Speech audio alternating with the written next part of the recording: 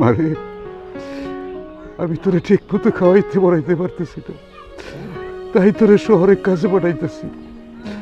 তুই আমার উপর রাগ করিস না মা। বাজান, আমি তো আমার নিয়ে চিন্তা করতেছি না। আমি চিন্তা করতেছি আমি যখন শহরে চলে যাবো তখন তুমি কিভাবে থাকবা। এই বাড়ির ভিতরে একা একা থাকবা, একা একা খাবা, আর তোমার রান্না করে দিব কে? আমি তো তোমার নিয়ে টেনশন করতেছি বাবা। মারে, তুই আমার নিয়ে কোনো চিন্তা করিস না। আমি একভাবে না একভাবে খাইমো চলবো। তুই শহরে গিয়া তোর নিজের প্রতি খেয়াল রাখিস, ঠিক মতো খাওয়া দাওয়া করিস। আমি সাহেব যা কয় সেই কথা ঠিক মতো শুনিস, কেউ লোকে বেদবি করিস না মা। বাবা, আমি এখন শহরে যাবো, তুমি কান্না করতেছো কেন? তুমি কান্না করে যদি আমার বিদায় দাও, আমি কি ভালোভাবে যাইতে পারবো বলো?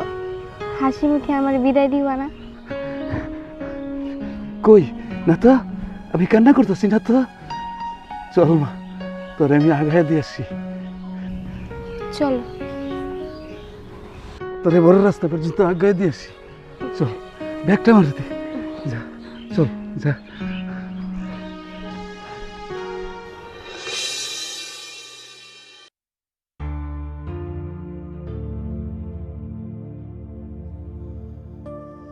ও হো হো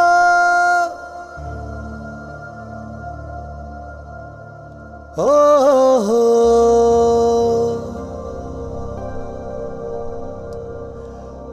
ও হো ও হো হো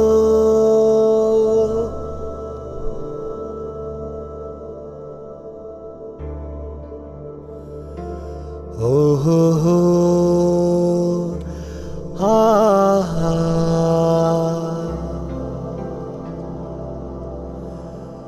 oh ho ho oh ho ho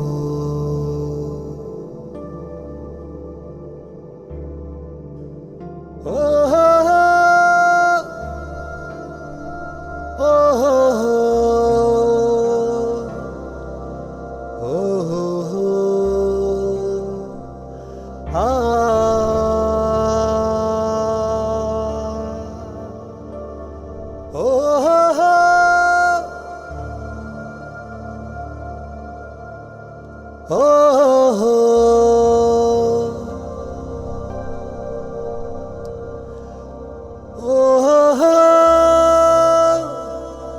oh ho ho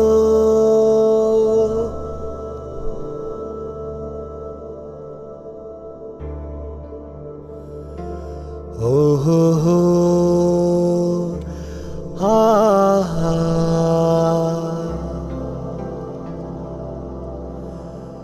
oh ho ho oh ho ho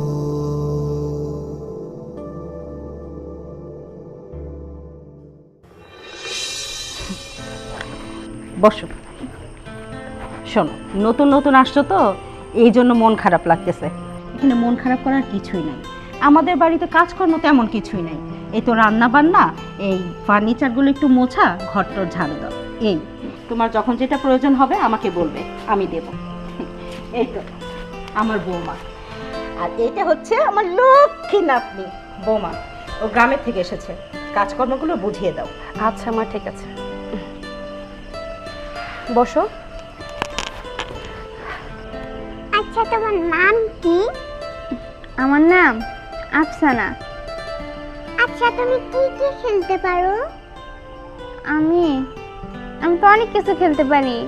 এই যে যেমন ধরো কুতকুত খেলতে পারি, বউসি খেলতে পারি, তারপরে আরো অনেক কিছু খেলতে পারি। গেম খেলতে পারো না? না। তাহলে তুমি কি খেলতে পারো? এই যে বললাম, কুতকুত খেলতে পারি, তারপর হচ্ছে বউসি খেলতে পারি, আরো অনেক কিছু খেলতে পারি। তোমার কালকে সকালে আমি দেখাবো। আচ্ছা আচ্ছা আচ্ছা, তোমার সাথে ও খেলবে। এখন তুমি একটু চুপ করো, আমি একটু ওর সাথে কথা বলি। শোনো আফসানা, আমাদের বাসায় দুটা কিচেন, একটা হচ্ছে বাইরে, ওটা হচ্ছে খোলা রান্নাঘর, ওখানে খড়ি দিয়ে রান্না করা হয়, আর ভিতরে হচ্ছে গ্যাসের চুলো দিয়ে রান্না করা হয়। তো বেশিরভাগই হচ্ছে খড়ি দিয়ে রান্না করতে হবে, তাই তুমি সবসময় বাইরে রান্না বান্না করবে, আর ওই ঘরটা সবসময় গুছিয়ে রাখবে, ঠিক আছে? আচ্ছা ঠিক আছে। আচ্ছা ঠিক আছে, ভিতরের কিচেনে তো রান্না বান্না করবা না এখন, কিন্তু বাইরে রান্না করবা। তাহলে চলো তোমাকে রান্নাঘরটা দেখতে দিই। চলেন। চলো।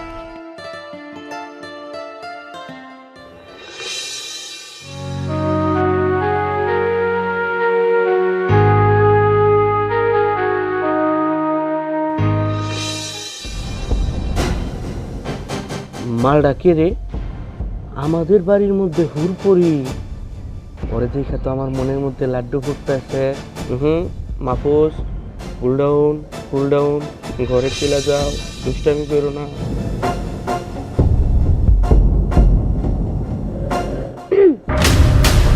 আরে ও ভাবি, কি ব্যাপার, হঠাৎ করে আনমনা হয়ে আসো? কি দেখে এত আনমনা? হঠাৎ করে এদিক দিয়ে যাইতেছিলাম, দেখি একটা মেয়ে। ও ভাবি, এই মাইয়া এটা কেডা? আগে তো কখনো আমাদের বাড়িতে দেখিনি। আমাদের বাড়ির নতুন কাজের মেয়ে আফসানা। হ্যাঁ, কি কও? এই মাইয়া আমগো বাড়িতে কাম করতে আইছে? এটা তুমি একটা কথা কইলা। ওরে তো দেখতে রাজরানীর মতন লাগতেছে, তোমার বোনের মতন। মনে করো যে আমার বোন, তোমার যারা দেখে রাজরানী মনে হইতেছে সে এই বাড়ির চাকরানি। তুমি তো যে মেয়েরাই দেখো তারাই তোমার কাছে রাজরানী মনে হয়। তোমার জন্য গ্রামের যে কোনো মাইয়া ঠিক থাকে না, সেটা কিন্তু আমি সবগুলো লোকই জানি। শোনো, এবার একটু কাজের মেয়ের দিক নজর কম দাও। আগের কাজের মেয়ের দিক নজর দিছে, বাপ মা কিন্তু তোমার বকা দিছে, এবার নজর দিলে কিন্তু খবর আছে। ভাবি, এটা কি আমার দোষ? আমার মনে চায় শুধু মেয়েদের সাথে কথা বলতে, একটু গল্প করতে, একটু ডাকতে, একটু কাছে আনতে। এটা কি আমার অপরাধ? শোনো, তোমার জন্য কিন্তু বাড়িতে একটা কাজের মেয়েও ঠিকঠাক রাখতে পারিনি। এবার এই কাজের মেয়েটা রাখছি, এটার দিকে কোনো নজর দিও না। ও ভাবি, ওর ডাক দিয়ে একটু আমার সাথে পরিচয় করাই দাও। আচ্ছা ঠিক আছে। আফসানা, আফসানা।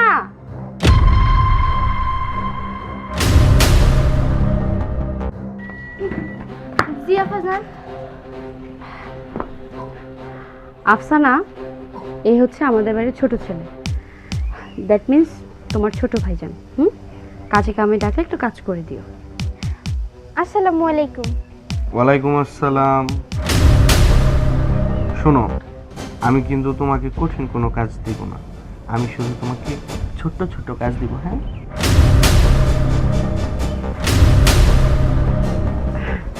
আফসানা যাও, তুমি তোমার কাজ করো। আচ্ছা ঠিক আছে।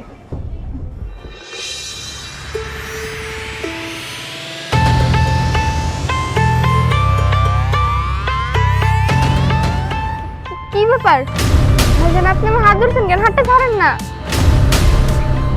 আচ্ছা, তুমি মানুষের বাসায় কাজ করো কেন? কও তো আমারে। দেখেন ভাইজান, আমরা গরিব মানুষ, আর সব থেকে বড় কথা আমার ভাগ্যে লেখা ছিল যে মানুষের বাসায় কাজ করব, তাই আর কি মানুষের বাসায় কাজ করে আমার খাইতে হয়। আরে বোকা মেয়ে, ভাগ্য উপরওয়ালা কারোটা লিখা দেয় না, নিজের ভাগ্য নিজের লিখা নিতে হয়। তোমার কাজ হচ্ছে তুমি পড়াশোনা করবা, তুমি এইগুলা কাজ করো কেন? কও তো আমারে। দেখেন ভাইজান, পড়াশোনা সেটা তো আমাদের মতন গরিবদের জন্য বিলাসিতা, আর বাড়িতে আমার অসুস্থ বাবা। আপনাদের বাড়িতে কাজ করে যে কয়েক টাকা পাবো, তাতে যদি আমার বাবা আর আমি ভালোভাবে চলতে পারি তাতেই হবে, আমি বেশি কিছু চাই না। তোমার ভাগ্য তো লিখবো আমি, তোমার ভাগ্যে আমার কলম পড়লে তোমার ভাগ্য পরিবর্তন হয়ে যাবে। তোমার কোনো কিছু নিয়ে চিন্তা করতে হবে না। তোমার বাবা অসুস্থ না, তোমার বাবার নিয়ে আমি চলে যাবো চায়না থেকে চিকিৎসা করায় নিয়ে আসবো। তোমার যত অভাব আছে সব আমি পূরণ করে দেবো, তোমার লেখাপড়া করাবো, তুমি শুধু পড়াশোনা করবা আর আমার সেবা যত্ন করবা। আমি আপনাদের বাড়িতে ভালোভাবে কাজ করতে চাই, শুধু শুধু আপনি আমার মিথ্যা স্বপ্ন দেখেন না। আর আপনাদের মতন বড় লোকদের আমার চিনা আছে, মিথ্যা স্বপ্ন দেখে শুধু শুধু আমার দুশ্চিন্তা ফেলাইতেছেন। ভাইজান, আমি আপনার সাথে এত কথা বলতে চাই না, খালা যদি দেখে অন্য কিছু মনে করব। আপনি এখান থেকে চলে যান আর আমার কাজগুলো করতে দেন। আরে শোনো, আমার নাম হইতেছে মাহফুজ, আমি কথার চেয়ে বেশি কাজে বিশ্বাস করি। তুমি আমার একটাবার বিশ্বাস করে দেখো, আমি তোমার জন্য কি কি করতে পারি। পাহাড়ের সর্বোচ্চ চূড়ায় নিয়ে যাবো আমি তোমাকে। ভাইজান, আপনার সাথে আমি এত কথা বাড়াইতে চাই না। আপনার সাথে আমার কাজগুলো করতে দেন।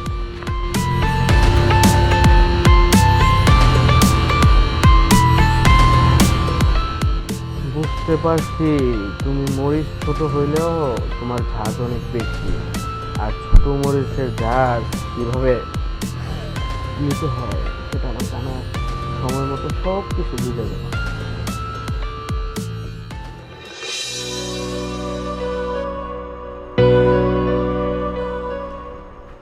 কি ব্যাপার আফসানা, এখানে একা একা দাঁড়ায় কি করতেছো? এমনি ভালো লাগতেছে না, তাই আমি এখানে দাঁড়িয়ে আছি। আপনি আসছেন কেন? আপনি যান। না, আমি ভাবলাম ঘরের মধ্যে মনে হয় তোমার একা একা ভয় লাগতেছে, এই জন্য তুমি বাইরে এসে দাঁড়ায় রইছো। তাই তোমাকে একটু সঙ্গ দেওয়ার জন্য আসলাম। দেখেন, আমি এখানে একা দাঁড়িয়ে আছি, তাই ভালো আছি। আমার কারো সঙ্গ দরকার নাই। আচ্ছা, তুমি কি এই পৃথিবীর মধ্যে ভালোবাসার ইতিহাস জানো? জানো না? শোনো বলি তাহলে। চন্দ্রী দাস রজকিনীর জন্য একটা পুকুরের মধ্যে 12 বৎসর বসে রয়েছে। লাইলি মজনুর জন্য বছরের পর বছর অপেক্ষা করছে। আর সম্রাট শাহজাহান কি করছে জানো? শুধু ভালোবাসার জন্য মমতাজকে একটা তাজমহল বানিয়ে দিছে। আর এই আমিও তোমাকে ভালোবাসা একটা তাজমহল করে দিতে চাই। সেই তাজমহলের নাম কি হইব জানো? আফসানা মহল। তুমি শুধু একটাবার আমাকে একটা সুযোগ দাও। দেখেন, আমার জন্য আপনার কোনো তাজমহল বানাইতে হবে না। আমি বুঝতে পারছি আপনি এখান থেকে যাবেন না। আমি যাইতেছি। বুঝতে পারছি তুমি এত সহজে পড়বা না। চন্দ্রীর দাস যেহেতু 12 বছর বসি বাইছে, আমি না হয় 12 দিন বাইলাম, সমস্যা নাই। টোপ তোমার খাইতেই হবে।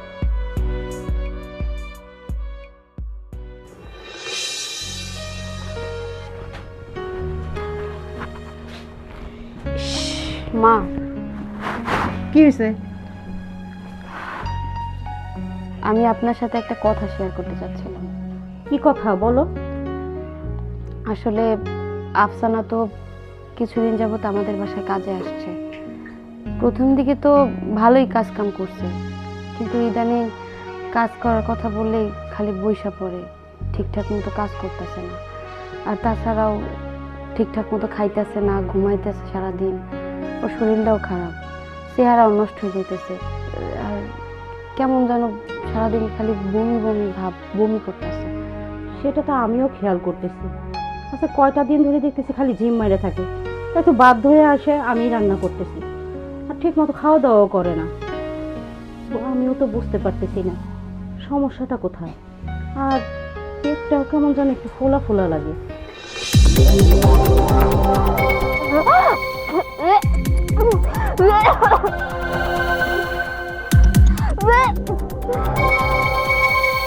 মনে হয় বমি করতেছে। চল।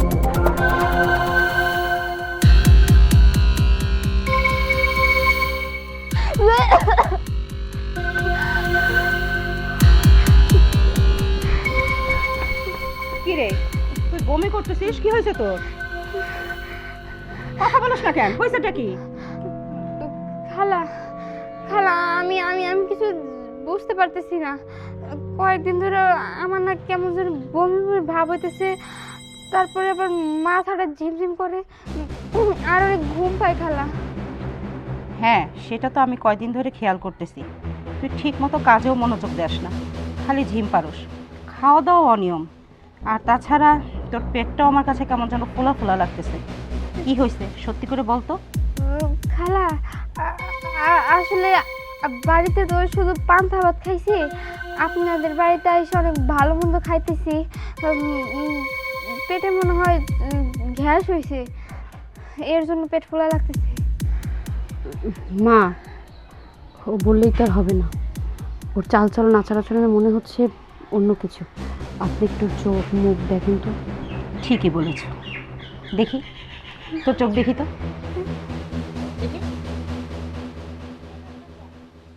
এই জিপা বের কর, বের কর,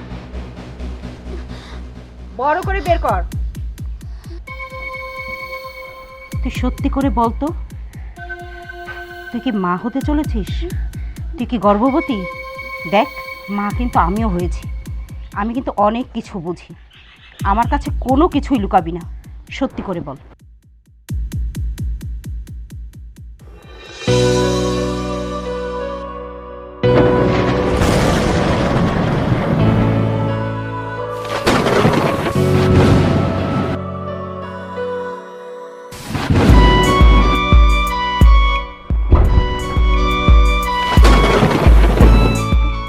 কি ব্যাপার ভাইজান, আপনি আমার রুমে কেন?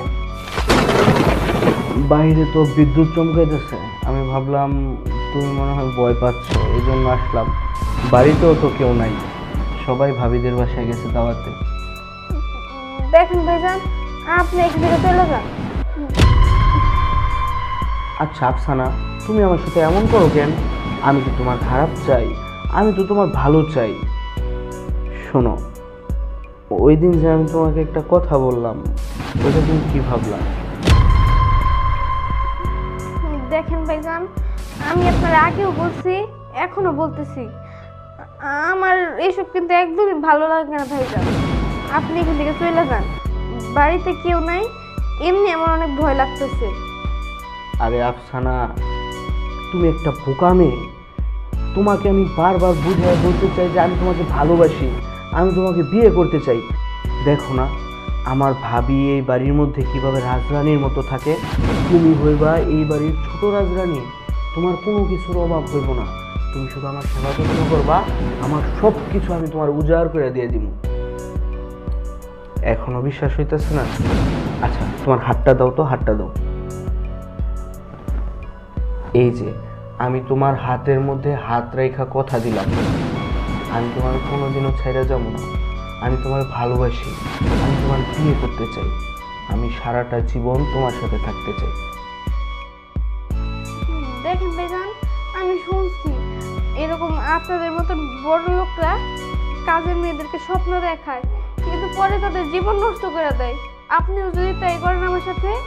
তুমি আমাকে ভুল বুঝো না, তুমি আমার একটাবার বিশ্বাস করে দেখো, আমার ভালোবাসাটার একটাবার বিশ্বাস করে দেখো। আমি কোনোদিনও তোমার ফালাতে দেবো না, আমি সারা জীবন তোমার ভালোবাসা আগলায় রাখবো। তুমি বলো, শুধু একটাবার বলো তুমি রাজি?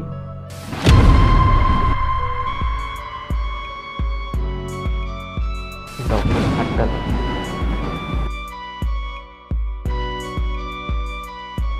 এই যে আমি তোমার হাতের মধ্যে হাত রেখে আবারও বললাম, আমি কোনোদিনও তোমার ছেড়ে দেবো না, আমি তোমাকে বিয়ে করবো। মা, আমি কিছুই বুঝতেছি না, তোমরা আমার কোনো কথাই বিশ্বাস করতেছো না। তোমরা বিশ্বাস করতেছো কার কথা? আমাদের বাড়ির চাকরানির কথা। আরে আমি তো ওর সাথে কোনোদিন কথাই বলি নাই, আর আমি ওর গর্ভবতী করবো কিভাবে? ও আমার উপর মিথ্যা অপবাদ দিতেছে। চুপ কর, তোর মুখ নথিত বড় কথা। আফসানা, তুই বলতো কি হয়েছিল? আসলে ভাইজান, আমি আপনাদের বাড়িতে কাজে আসার পর থেকেই ছোট ভাইজান সবসময় আমার লুকিয়ে লুকিয়ে দেখতো, সবসময় আমার কাছে ডাকতো, সে আমার ভালোবাসার প্রস্তাব দিত। কিন্তু ভাইজান, আমি সবসময় ছোট ভাইজানকে বুঝাইতাম আমি গরিব মানুষ, আমি আপনাদের বাড়ির কাজের মেয়ে, আমার সাথে এরকম সম্পর্ক আপনাদের যায় না। কিন্তু ছোট ভাইজান আমার কোনো কথাই শুনে নাই। সে আমারে কসম দিছে, সে নাকি আমারে বিয়ে করব। সে আমারে অনেক স্বপ্ন দেখাইছে, সে আমারে অনেক ভালোবাসবো। আমি তার একটা কথা বারবার বোঝানোর চেষ্টা করছি, আপনাদের বাড়িতে আমি কাজ কইরা যে কয়েক টাকা পাই তা দিয়া আমার বাবার চিকিৎসা আর আমার ওই ছোট্ট সংসারটারে চালাই। কিন্তু বড় ভাইজান জানেন, ছোট ভাইজান না, একদিন আপনার বাড়িতে কেউ ছিলেন না, বৃষ্টির দিন সে আমার ঘরে নিয়ে আমার আজকে গর্ভবতী বানাই দিছে। দেখ আফসানা, একটা মিথ্যা কথাও বলবি না, একদম চড়ায় দাঁত ফালাই দিব। মা, তোমরা আমার কথা বিশ্বাস করো, ও যেই কথা বলতেছে এটা সম্পূর্ণ মিথ্যা কথা। ও আমাদের সম্পত্তির লোভ করতেছে। ছোট লোকের বাচ্চা, বামুন হয়ে চাঁদের মধ্যে হাত দিতে চাস? তোর কি যোগ্যতা হয়েছে এই বাড়ির বউ হওয়ার? ভাইয়া, আমি তোমাকে সাপ সাপ বলে দিতেছি, এই মেয়ে যে কথা বলতেছে এটা কিন্তু কোনোদিনও সম্ভব না। তুমি এখন এই মুহূর্তে এই বাড়ি থেকে এই মেয়ের বের করে দাও। এই বেয়াদব, একদম চুপ থাকবি। তুই আমার সন্তান, আমি ভালো করে জানি তুই কেমন। তোর চরিত্র কেমন, কোনো কথা বলবি না। মাহফুজ, এ আমি কি শুনতেছি?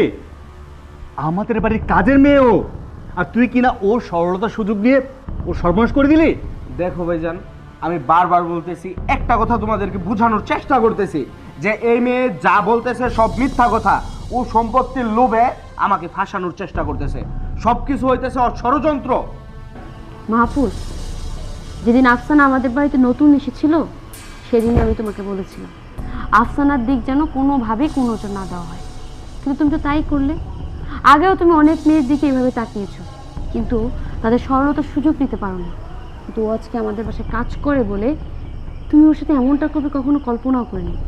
আর তোমাকে এতবার নিষেধ করার পরেও তুমি এমন একটা কাজ করলে কিভাবে? হ্যাঁ, যেহেতু আফসানার পেটে তোমার সন্তান, এখন তো তোমাকে আফসানাকে বিয়েই করতে হবে, নাহলে এই সন্তানের স্বীকৃতি কে দিবে? তাই বলছি কি মা, যেহেতু একটা ভুল হয়ে গেছে, এর সমাধান হলো বিয়ে। আফসানার সাথে মাহফুজের বিয়েটা দিয়ে দেন। কি? আমি এই ফকিন্নির বাচ্চারে বিয়ে করব? এটা কোনোদিনও সম্ভব না। আমি বাচ্চা থাকতে এই ফকিন্নির মায়ের কোনোদিনও বিয়ে করবো না। চুপ করে জানোয়ার, তোর দিদি সাহস বেড়েই যাচ্ছে। এই বাড়িতে কাকে বের করে দেবো, কাকে রাখবো, সেই সিদ্ধান্ত নেওয়া তুই কে? হ্যাঁ, এই দাঁড়াও। ভাইজান, ভাইজান, ভাইজান, আমার কথাটা শুনো। সাহস কত বড়, হ্যাঁ? আমার মুখের উপর কথা বলিস? এই আদব কথাকার। তোমরা শুধু শুধু আমারে ভুল বুঝতেছো। আমার এখানে কোনো দোষই নাই। একদম চুপ থাক, কোনো কথা বলবি না। তুমি আপনাকে বাড়িতে পাঠানোর ব্যবস্থা করো। সবাই সামনে থেকে। শুধু আমার সাথেই পারো সবাই রাগ দেখাইতে। সরো তোমরা।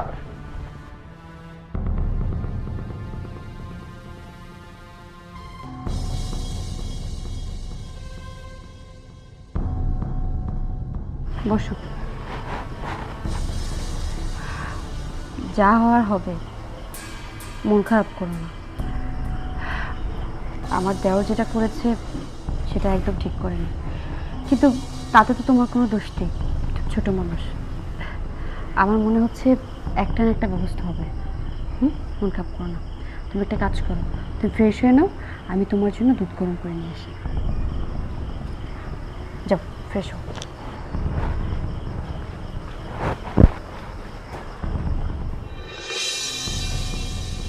আমার দুপুরে আসতে লেট হতে পারে, তুমি একটু সময় মতো খেয়ে নিও। হ্যাঁ, আসসালামু আলাইকুম। ওয়ালাইকুম আসসালাম। কাকা, আপনি কেমন আছেন? গরিবরা কি আর ভালো থাকতে পারে বাবা? আমার মেয়ে কই? ভিতরে আছে, মাকে ডাকি। মা, মা, অনেকদিন পরে এসছেন, আসছেন যেহেতু কদিন থেকে যাবেন। মা আসছে, মায়ের সাথে ভিতরে যেয়ে কথা বলুন। আসসালামু আলাইকুম ভাই, ওয়ালাইকুম কেমন আসসালাম। আছেন? ভালো আছি। কাকা, আমার অফিসে একটা জরুরি মিটিং আছে, আমি এখন যাই। আপনি মায়ের সাথে ভিতরে গিয়ে কথা বলুন। না বাবাজি, আপনার সাথে আমার কিছু কথা আছে। কি কথা বলুন? আমরা গরিব মানুষ, মায়ের ঠিক মতো খাওয়াইতে পড়াইতে পারি নাই, তাই আপনাদের বাড়িতে কাজের দিয়েছি। আর আপনারা এই সুযোগে আমার মায়ের এত বড় একটা সর্বনাশ করলেন। কাকা, আসলে আমার ছোট ভাইটা একটা দুর্ঘটনা ঘটিয়ে ফেলেছে, বুঝতে পারিনি। বিষয়টা আমরা সবাই জানি। কাকা, একটা কথা বলি কি, আমি আপনাকে কিছু টাকা দিই, ওই টাকা দিয়ে আপনার মেয়েকে ভালো একটা জায়গায় বিয়ে দিয়ে দেন। আর আপনাকেও কিছু টাকা দেবো, যে টাকা দিয়ে আপনি সারা জীবন বসে খেতে পারবেন। কথাগুলো লোক জানাজানি হলে কেমন হয় বলুন তো? আপনারই তো মান সম্মান যাবে। না বাবাজি, আমি টাকা পয়সা নেব না। এক কাজ করেন, আমার মায়ের যখন আপনার ভাই ভালোবাসে, বিয়ে দিয়ে দেন। এটা আপনি কেমন কথা বলছেন ভাইজান? আপনার মেয়ের সাথে আমার ছেলের বিয়ে? মা, তুমি চুপ করো, আমি কথা বলছি, আমাকে কথা বলতে দাও। আরে কাকা, আপনার দিকে বয়স হয়েছে, মাথার ব্রেন ঠিকই আছে। আপনি কি করে ভাবলেন যে আমাদের বাড়ির বউ হবে আপনার মেয়ে? আপনার মেয়ে ছিল আমাদের বাড়িতে কাজের মেয়ে, আর কাজের মেয়ের সাথে আমার ভাইয়ের বিয়ে দিলে আমাদের প্রতিবেশীরা আমাদের কি বলবে? নানান বাজে কথা ছড়াবে। তার চেয়ে ভালো আমি আপনাকে যে বুদ্ধিটা দিয়েছি সেটাই করুন, আপনার জন্য মঙ্গল, আমাদের জন্য ভালো। না বাবাজি, তাহলে আমি থানায় যাব, আমি মামলা করব। কাকা, আপনি বুদ্ধিমান মানুষ, বয়স হয়েছে, রাগের মাথায় সব কিছু করতে হয় না। আচ্ছা, আপনি মামলা করলেন, আমি আপনার সাপোর্ট দিলাম। আমার ভাইকে পুলিশ ধরে নিয়ে গেল, হাজতে ভুল। আমার মায়ের অঢেল টাকা আছে, এই 2-4-5 লাখ টাকা খরচ করলে আমার ভাইকে ছুটিয়ে নিয়ে আসবে। তখন আপনার কী লাভটা হবে? কোনো বিচার পাবেন আপনি? এইগুলো হবে না, ওইগুলো হবে না। শোনেন চাচা, আপনারা যে বুদ্ধিটা দিছি ওইটাই শোনেন। এই কোর্ট কাছারিতে দৌড়াদৌড়ি করে কী লাভ? কয় টাকা বা খরচ করবেন? টাকা ছাড়া এখন কেউ কিছু করে না। আপনি কয় টাকা দিবেন? আর আমার মা যদি টাকা ঢেলে দেয়, আপনি কোনো বিচারই পাবেন না। তার চেয়ে ভালো আমি টাকা পয়সা দিয়ে দিই, আপনি আপনার মায়ের নিয়ে গ্রামে চলে যান। হ্যাঁ বাবাজি, এইটা আপনি ঠিকই কইছেন। আমি থানা পুলিশ কইরা কোনো বিচার পাবো না, কারণ গরিব মানুষের বিচার নাই। তবে আমি আল্লাহর কাছে বিচার দিতে পারি। আমি গরিব মানুষ, আমার মেয়েটা লইয়া যদি বাড়ির যাই, এলাকার লোকজন জানাজানি হইব। জানাজানি হইলে আমার নানান রকম কথা কইব সমাজ থেকে, মুখে আমার থুতু দেবে। তা আমার বিষ খাওয়া ছাড়া তখন আর কোনো উপায় থাকবে না বাবাজি। বুঝতে পারছি চাচা, এক কাম করেন, মা তুমি আফসারারে নিয়া আর তুমি বৌমারে নিয়া ডাক্তারের কাছে যাও, কি অ্যাবর্শনটা করে ফেলো। আর ততদিন না হয় চাচা আমগো বাসায় থাকবো, ও যতদিন না আফসানা সুস্থ হইতেছে। আফসানা সুস্থ হওয়ার পরে আমি টাকা পয়সা দিয়া কাকারে বিদায় করব। কাকা যান, ভিতরে যান। মা একটু ভালো মন্দ রান্না করো, কাকারে খাওয়াও। আমার দেরি হয়ে গেল, অফিসে জরুরি মিটিং আছে, গেলাম। হ্যাঁ মা, গেলাম। আচ্ছা, আসেন ভাই সাহেব, ভিতরে আসেন।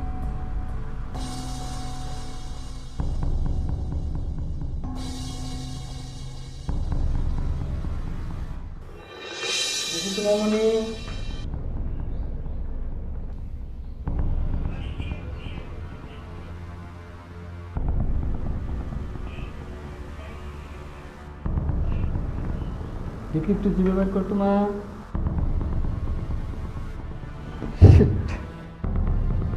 কি হয়েছে ডাক্তার সাহেব? আচ্ছা, ও আপনাদের কি হয় বলেন তো? এই মেয়েটা আমাদের বাড়ির কাজের মেয়ে। কাজের মেয়ে? ওর কি বিয়ে হয়েছে? না, ওর বিয়ে হয়নি।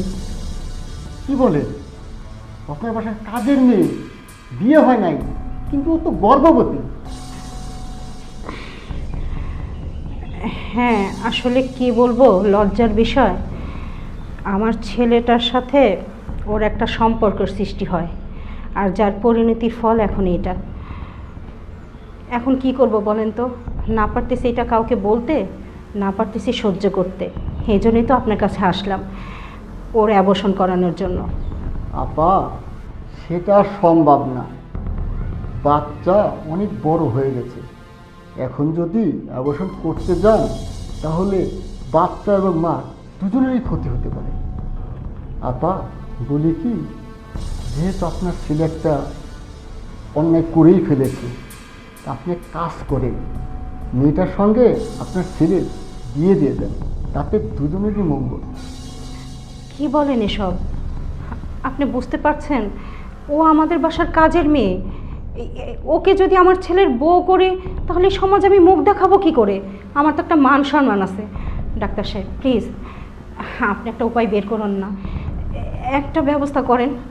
আপা, আপনাদের এই ঘটনাটা যদি নিউজ মিডিয়াতে চলে যায় তাহলে আপনাদের সবার জেলের ভাত খাওয়া লাগতে পারে। তাই বলি কি, আপনার ছেলের সঙ্গেও বিয়ে দিয়ে যায়। আপা দেখেন, ও তো নাবালিকা, এখন ওর যত্নের প্রয়োজন। ওর যখন যা খেতে চায় আপনারা তখন সেটাই ওকে খেতে দেবেন, ওর প্রতি খেয়াল রাখবেন।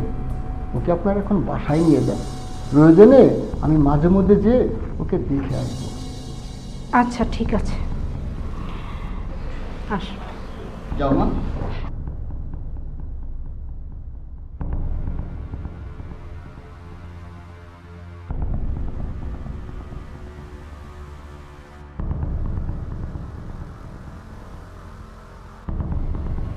আপা, আপনারা সবাই এরকম চুপ করে বসে আছেন কেন? আপনাকে কত করে কইলাম আমার এক বোতল বিষ এনে দেন, আমরা বাপ বেটি খাইয়া দুজন মরে যাই। চাচা একটু ধৈর্য ধরুন, সমস্যা যেহেতু হয়ে গেছে সমাধান তো একটা হবেই। আমিও ভাবছি বিষয়টা কিভাবে সমাধান করা যায়। চেয়েছিলাম তো স্বাভাবিকভাবে শেষ করতে, ডক্টর বলল বাচ্চার ওয়েট বেড়ে গেছে, এই মুহূর্তে অ্যাবর্শন করা সম্ভব না, তাই তো ওকে ফিরিয়ে নিয়ে আসলো। আচ্ছা যাই হোক মা, তোমার একটা কথা বলি, যা হবার হয়ে গেছে। আমি তোমার বড় ছেলে, আমি তোমার একটা কথা বলি, একটু মন দিয়ে কথাটা বোঝার চেষ্টা করো। যে দুর্ঘটনাটা ঘটে গেছে, এখন যদি সমাজে জানতে পারে যে মাহফুজ আমারই ছোট ভাই, সে কিনা বাড়ির কাজের মেয়ের সাথে অবৈধ সম্পর্ক করেছে, আর তার কারণে আজকে মেয়েটা গর্ভবতী, সমাজে আমরা মুখ দেখাতে পারবো না। এই সমাজে আমাদের যথেষ্ট মান সম্মান আছে, সবাই আমাদেরকে সম্মান করে, আর ছোট্ট একটা কারণে আমাদের বংশের সম্মান নষ্ট হোক, সেটা আমি কখনো চাই না। আমি চাচ্ছিলাম মাহফুজের সাথে আফসানাকে বিয়ে দেওয়ার জন্য। তুমি কি বলো? আমি আর কি বলবো, যে ফুলটা মাহফুজ করে ফেলছে সেখানে তো কোনো সমাধান নাই, বিয়ে ছাড়া আর কোনো উপায় নেই। তোর যেটা ভালো হয় তুই সেটাই কর। মা, তুমি এটা কি কইতেছ? আমি এই মেয়ের বিয়ে করবো মানে এই মেয়ে কি আমার যোগ্য হয়েছে? চুপ থাক, করার সময় বলেছিল না, তখন একবার চিন্তা করিসনি যে যোগ্য না অযোগ্য, একবার তো সম্মানের কথা চিন্তা করিসনি। একদম চুপ করে থাকবি, এই মেয়েকে তোকে বিয়ে করতে হবে। আমি মইরা যামু, তবে এই মেয়ের আমি বিয়ে করবো না। চুপ কর জানোয়ার, অনেকক্ষণ চুপ ছিলাম, কিচ্ছু বলিনি। তোর জন্য আমাদের বংশের মান সম্মান যাবে, এটা আমি কখনো হতে দিতে পারি না। আর একটা কথা বললে আজকে তোকে আমি জুতা পেটা করবো। মা, যেহেতু আফসানা নাবালিকা, ওর বয়স মাত্র 14 বছর, এই বয়সে ওর বিয়েতে কাবিননামা করা যাবে না। রেজিস্ট্রি করতে গেলে আমরা আইনি ঝামেলায় পড়ে যাব। এখন কাবিন না করে আপাতত মসজিদের ইমাম সাহেবকে ডেকে আমাদের ধর্ম মতে বিয়েটা পড়িয়ে ফেলি, পরে যখন ওর বয়স হবে তখন না হয় রেজিস্ট্রি করে নেব। কি বলো? আচ্ছা ঠিক আছে, তাহলে কাজ করো, তোমরা বিয়ের আয়োজন করো, আমি চাচাকে নিয়ে মসজিদের ইমাম সাহেবকে ডেকে নিয়ে আসি। আচ্ছা চাচা চলুন, আমি আর আপনি গিয়ে ইমাম সাহেবকে ডেকে নিয়ে আসি। মা, আমি এই মেয়ের বিয়ে করবো না। একবারে থাপ্পড়, যত দাঁতের 32টা দাঁত আমি ফেলে দিব। হ্যাঁ, বেয়াদব, বেয়াদবের জন্য এত কিছু, আবার এখন বলে বিয়ে করবো না।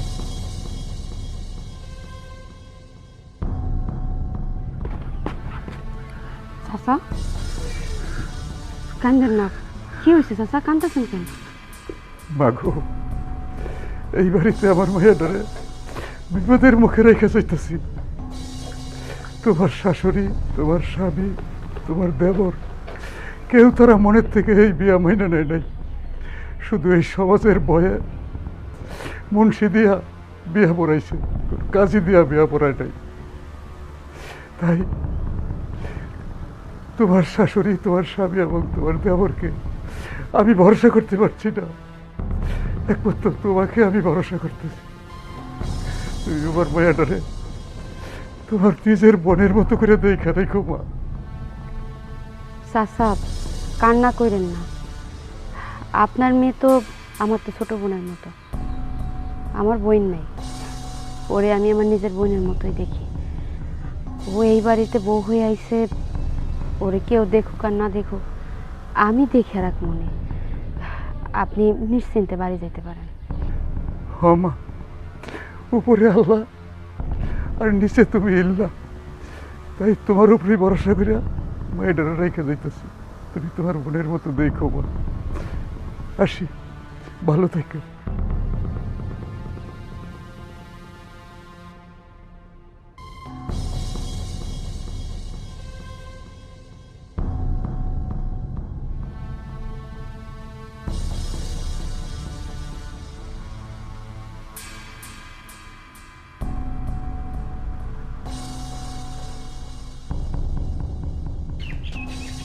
আফসানা, আমি তোমার সাথে যে অন্যায় করছি, যে অবিচার করছি, এটার ক্ষমা ইহকালেও হবে না, পরকালেও হবে না। তুমি যদি আমারে ক্ষমা না করো তাহলে আমি পরকালেও শাস্তি পাবো। তুমি আমারে ক্ষমা করে দাও। আমি তোমার সাথে যে অন্যায় করছি, অবিচার করছি, এই অবিচারের কথা যখন আমি চিন্তা করি তখন আমার রাতে ঘুম হয় না জানো। আমি সারা রাত চিন্তা করি যে আমি তোমার সাথে এটা কি করলাম, কত বড় অন্যায় করলাম। তোমার বয়স মাত্র 15 বছর, কিন্তু আমি আমার দৈহিক চাহিদার জন্য তোমার সাথে এত বড় একটা অন্যায় করছি। শুধু আমি না, এই দেশের মধ্যে আরো অনেক ছেলেরা দৈহিক চাহিদার জন্য এরকম অন্যায় করে, এরকম অবিচার করে। আমি তোমার সাথে যেই ভুল করছি, এই ভুলের প্রায়শ্চিত্ত আমি করতে চাই। আমি এই সমাজকে বুঝাতে চাই সামান্য একটু দৈহিক চাহিদার জন্য কোনো মেয়ের জীবন নষ্ট হয়ে যেতে পারে না। তুমি আমাকে ক্ষমা করে দাও আফসানা। কি বললেন? আমি আপনার ক্ষমা করব? কোনোদিনও না। আপনি আমার সুন্দর জীবনটা নষ্ট করে দিতে। আর সব থেকে বড় কথা, আমি শুনছি যখন আমার মতন অল্প বয়সী মেয়েরা গর্ভবতী হয়, ওদের যখন ডেলিভারি হয় বেশিরভাগ মেয়েরাই নাকি মারা যায়। আমি যদি মারা যাই আর আমার সন্তান যদি বেঁচে থাকে, তাহলে আপনি যদি ওরে মানুষের মতন মানুষ করতে পারেন, ও যদি সবসময় ভালো থাকে, সুখে থাকে, তাহলে সেই দিনই আমি আপনারে মাফ করব। তার আগে আমি কোনোদিনও আপনারে মাফ করব না।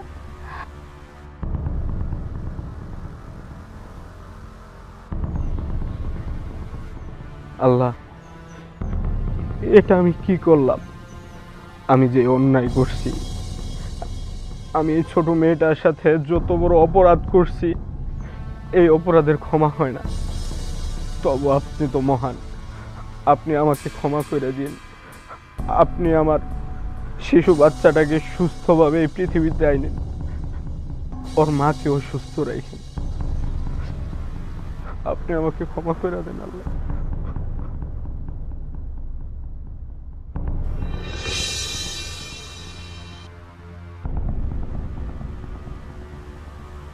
না, এটা কোনো মানুষের চেহারা হইতে পারে না। এটা একটা পশুর চেহারা, এটা একটা পশুর চেহারা। এই চেহারার কখনো ক্ষমা হইতে পারে না, ক্ষমা হইতে পারে না।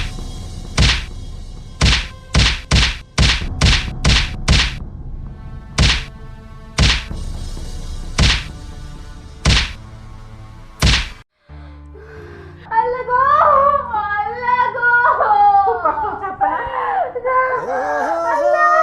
দেখি বাবা, বাবা দেখি, একটু দেখি, একটু দেখি, দেখি।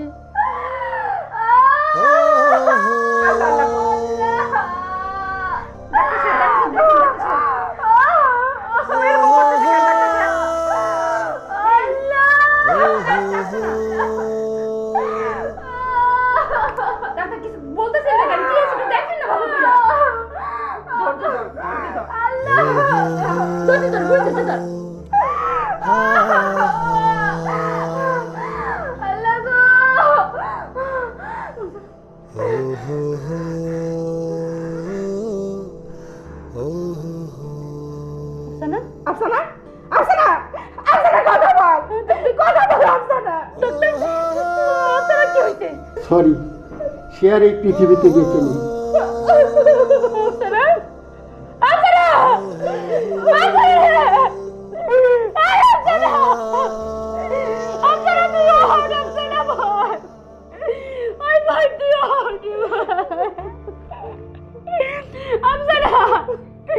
আল্লাহ গো, কি হয়ে গেল?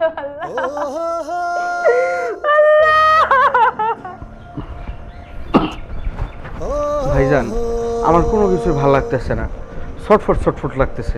চিন্তা করিস না, আল্লাহ করে, আল্লাহ করে। ডাক্তার সাহেব, দুঃখিত সূর্য সাহেব, বাঁচাতে পারলাম না। আল্লাহ, না না না,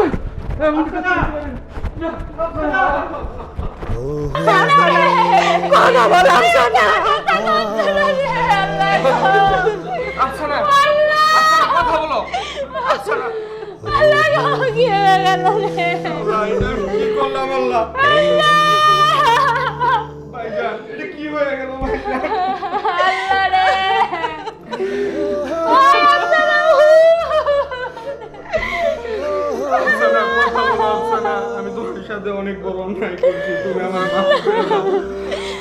আফসানা আফসানা কথা বলো। ও আর কথা বলবে না বাবা। আল্লাহ রে, কি হয়ে গেল গো?